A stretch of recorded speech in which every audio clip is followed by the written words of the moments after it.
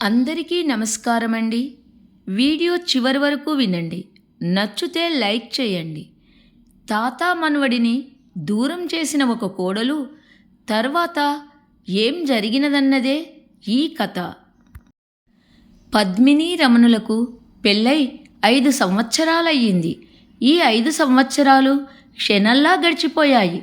వారి మధ్య మూడో వ్యక్తి 3 ఏళ్ల ముద్దుల కొడుకు సాకేతు తన ముద్దు మాటలతో వారి మధ్య సున్నితమైన ప్రేమానురాగాలు అల్లుకున్నాయి. హాయిగా ఆనందంగా సాగిపోతున్న ఆ సంసారంలో ఉన్నట్టుండి పెను తుఫాను చెలరేగింది.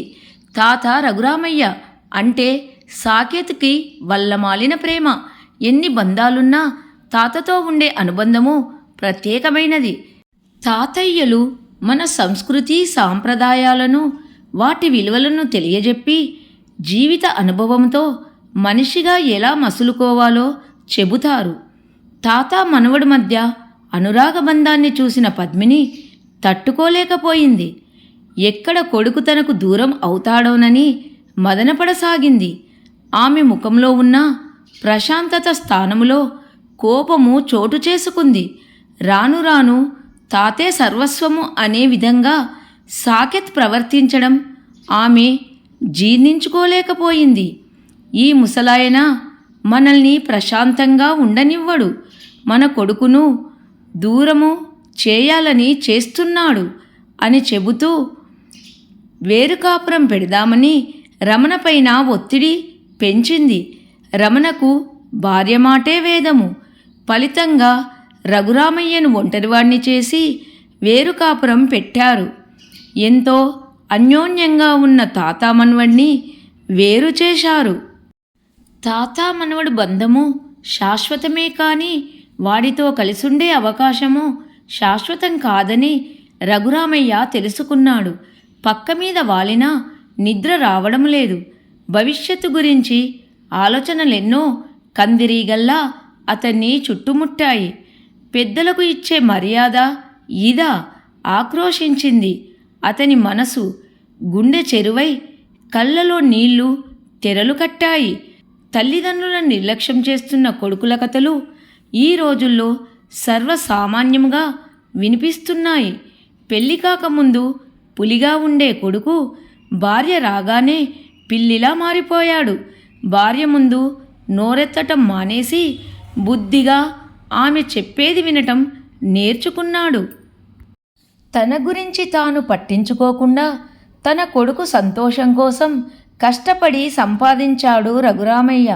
సకల భోగాలు తన వారసుడికి అందించి తను మాత్రం సాధారణ జీవితం గడపసాగాడు.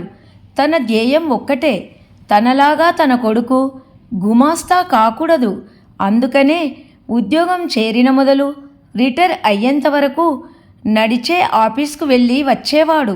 ఇదంతా చేసేది తన కొడుకును ప్రయోజకుణ్ణి చేయడానికి. కొడుక్కు మంచి ఉద్యోగం రాగానే పెళ్లి చేశాడు. తన బాధ్యత తీరిందని ఊపిరి పీల్చుకున్నాడు. రిటైర్డ్ అయిపోయి పెన్షన్ డబ్బుతో కాలక్షేపము చేయసాగాడు.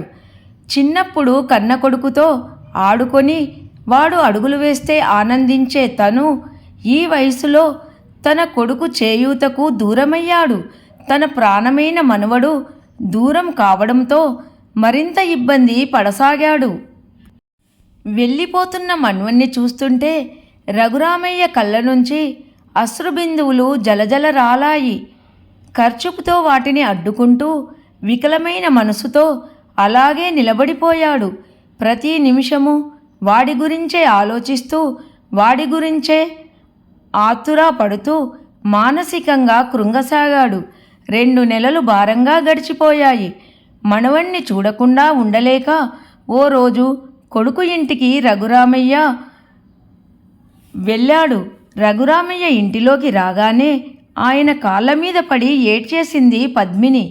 ఎడబాటు కారణంగా కలిగిన భావోద్రేకమేమో లేదా మరింకేమైనా కారణమో ఉందో రఘురామయ్యకు అర్థం కావడం లేదు. మనసులో భారం తగ్గేదాకా ఏడవసాగింది. రఘురామయ్యకు అర్థం కాకపోవడంతో బెడ్రూమ్లో పడుకొని ఉన్న మనవడి దగ్గరికి వెళ్ళాడు.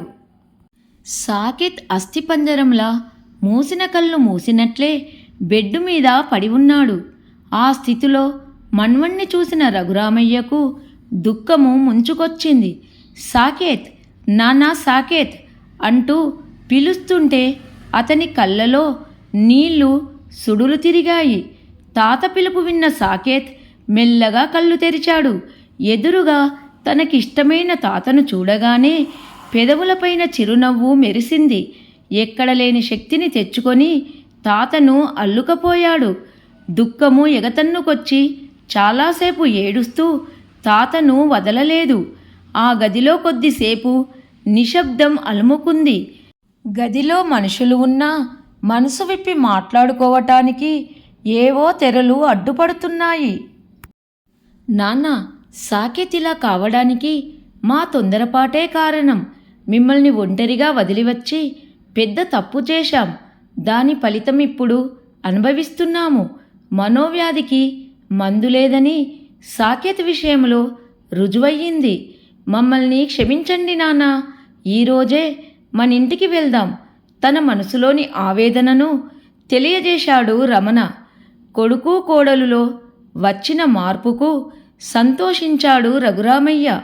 వారం రోజుల్లో పూర్తిగా కోలుకొని మామూలు మనిషి అయ్యాడు సాకేత్. కథ సమాప్తం. అందరికీ ధన్యవాదములు.